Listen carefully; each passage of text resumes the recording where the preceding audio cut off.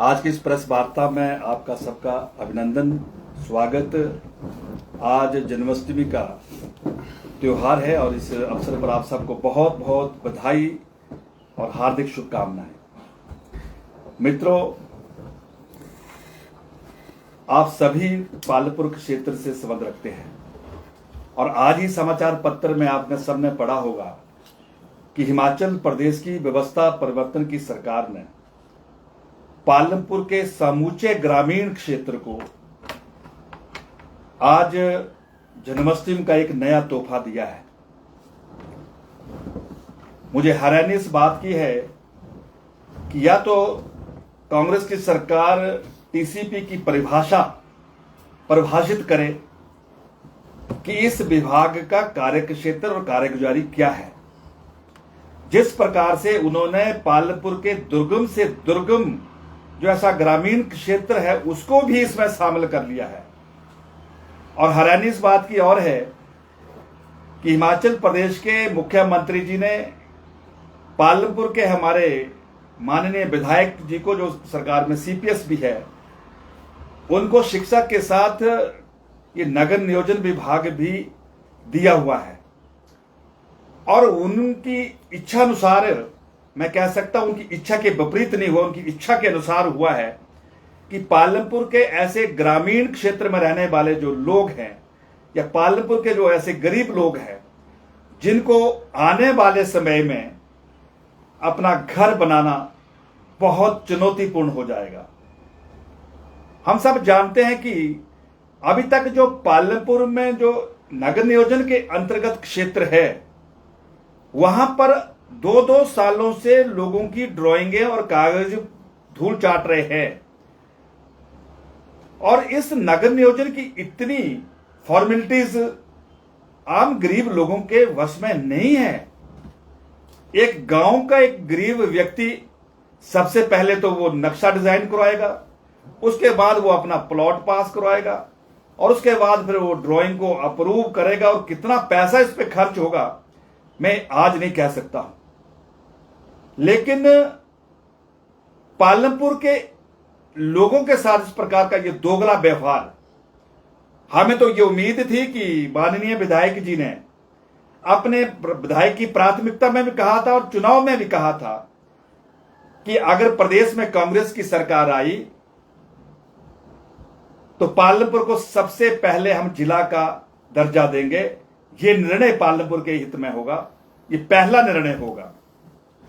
लेकिन यहां तो जिला तो दूर की बात, आते ही सबसे पहले जो भारतीय जनता पार्टी की सरकार में जो इस प्रकार के बड़े बड़े संस्थागत जो निर्णय हुए थे संस्थानों के, चाहे हमारा वो ब्लॉक था, चाहे हमारी तहसील थी, चाहे हमारे सब डिवीजन आईपी था, चाहे हमारी सीएससी थी, चाहे हमारे शिक्षा के केंद्र थे, स्वास्थ्य के केंद्र थे, सबसे पहले उस पर ताला लगाया। जिला तो बहुत दूर की बात थी। और उसके बाद जो पालमपुर में पिछले 2 वर्षों से पालमपुर की जनता बर्दाश्त कर रही है, पालमपुर की जनता जो है वो देख रही है, हम समुचित विकास की चर्चा करना तो मुझे लगता है कि इस प्रेस वार्ता के बहुमूल्य समय की बर्बादी होगी। लेकिन माननीय विधायक जी को प्रदेश की सरकार में जो 2 विभाग मिले हैं, शिक्षा का और नगर नियोजन का, बैसाखी के पर्व पर पालमपुर शिक्षा केंद्र की जो हमारी यूनिवर्सिटी की जो 114 हेक्टेयर लैंड थी उसको टूरिज्म विलेज के लिए जो है वो ट्रांसफर करने की जो अनुमति दिला दी।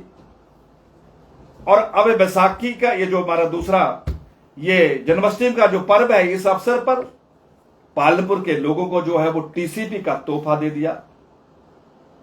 मैं पूछना चाहता हूं कांग्रेस के मित्रों को, क्या पालमपुर की ग्रामीण जनता टीसीपी में रहने के काबिल है या उसका दबाव सहन करने के काबिल है? इससे बड़ा जुल्म और कोई नहीं हो सकता, मैं कहना चाहता हूं। मैंने आज जैसे समाचार पत्र में यह खबर पढ़ी, मुझे बहुत दुख हुआ। इस सरकार को हो क्या गया है? यह कैसा व्यवस्था परिवर्तन है? और मुझे तो अब आने वाले समय के लिए और डर लग रहा है कि जैसा कोई ना कोई त्योहार आता है, सरकार कोई ना कोई ऐसा निर्णय ले लेती है। अब आने वाले समय में सैर आ रही है, डर लग रहा है कि शहर में कौन सा निर्णय ले लेंगे। उसके बाद दशहरा और दीपावली आ रही है। मुझे लगता है कि या तो इस सरकार ने कसम खा लिया, संकल्प ले लिया है कि 5 साल के बाद हमारा नमो निशान मिट जाएगा, इसलिए जो जुल्म करना वो कर लो, यही मुझे लगता है। और यहां के माननीय विधायक जी की विशेषता क्या है कि वो जन विरोधी निर्णय जब हो जाते हैं तो बिल्कुल वो खामोश हो जाते हैं।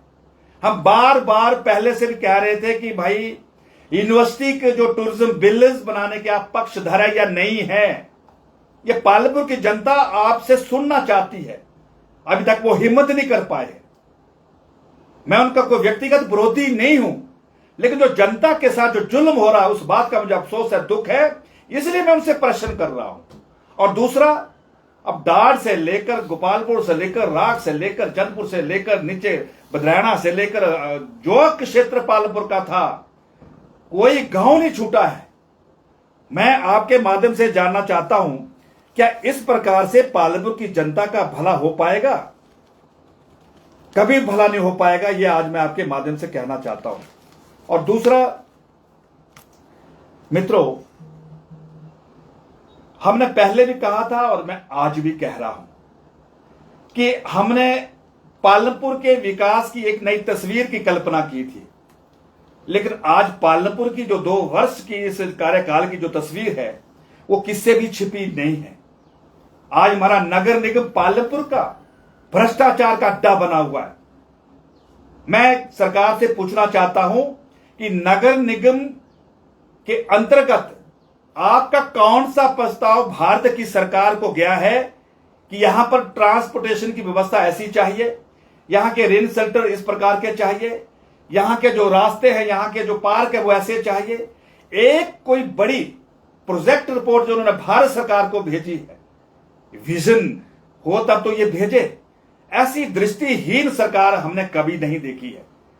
और दुर्भाग्य था कि काश अगर भारतीय जनता पार्टी की सरकार होती और भारतीय जनता पार्टी का नगर निगम होता, तो आज मैं दावे के साथ कह सकता हूं कि इन 2-3 वर्षों में या पिछले 5 वर्षों में जो नगर निगम का कार्यकाल में समाप्ति की ओर आ रहा है, पालमपुर की आज तस्वीर कुछ और मिलती है आपको। ये उसका मतलब नहीं समझ पाए। इस प्रकार का पालमपुर का जो विकास का चित्र है, ये सच में बड़ा दुर्भाग्यशाली है। और आने वाले समय में मुझे पूरा विश्वास है कि पालमपुर के लोग इनको माफ नहीं करेंगे। आज मुझे बहुत से लोगों ने कहा कि कपूर साहब, हमारा तो एरियस में आ गया, हम क्या करेंगे, अब तो हमारा घर बनाना मुश्किल हो जाएगा, अब तो अपनी गौशाला तक नहीं बना पाएंगे।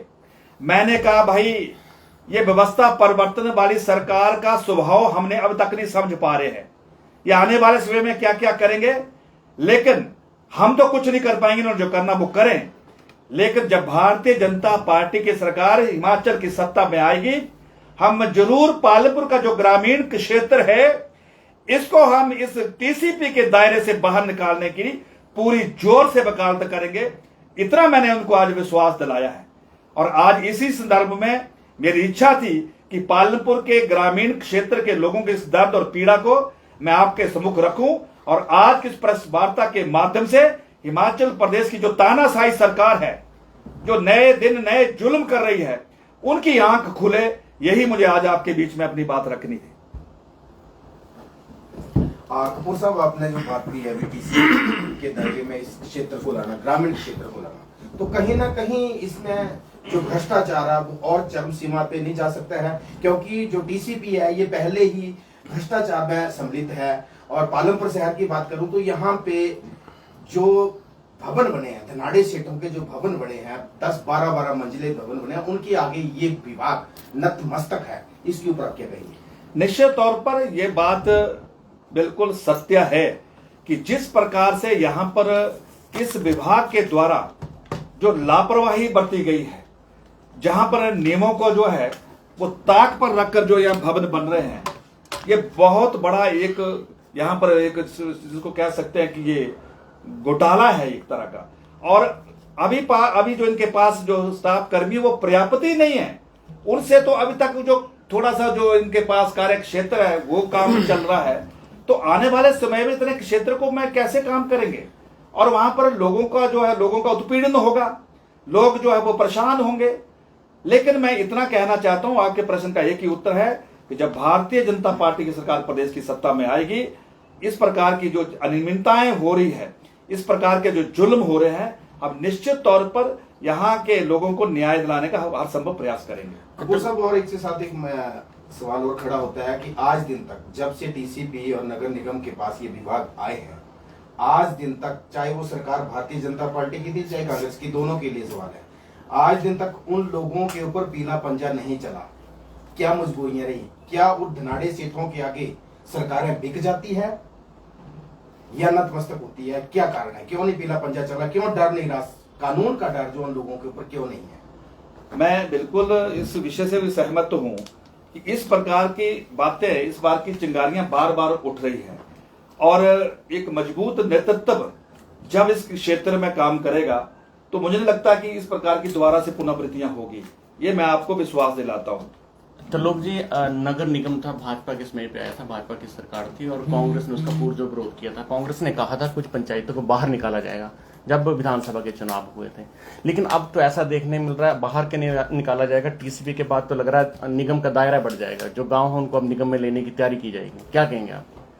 साहिल जी, उस समय जब नगर निगम का यहाँ पर गठन हुआ था तो एक साइज उसके अनुसार स्थापना के लिए हमारी सरकार ने कुछ ग्रामीण क्षेत्रों को जोड़ा था, लेकिन उसके साथ यह भी कहा था कि न्यू सेंसस के बाद, नई जनगणना के बाद जब दोबारा से नगर निगम चुनाव आएंगे तो उसमें ऐसे क्षेत्रों को जो नगर निगम से बाहर किया जाएगा। और आज भी हम उस बात पर कटिबद्ध है कि जब वो समय आएगा तो हमारा पक्ष वही होगा कि जो अनावश्यक ऐसा ग्रामीण क्षेत्र जो नगर निगम में नहीं जुड़ना चाहता है, उनकी भावनाएं नगर निगम के साथ जुड़ने के लिए नहीं है, उनको हम दबाव से और प्रेशर से नहीं जोड़ेंगे।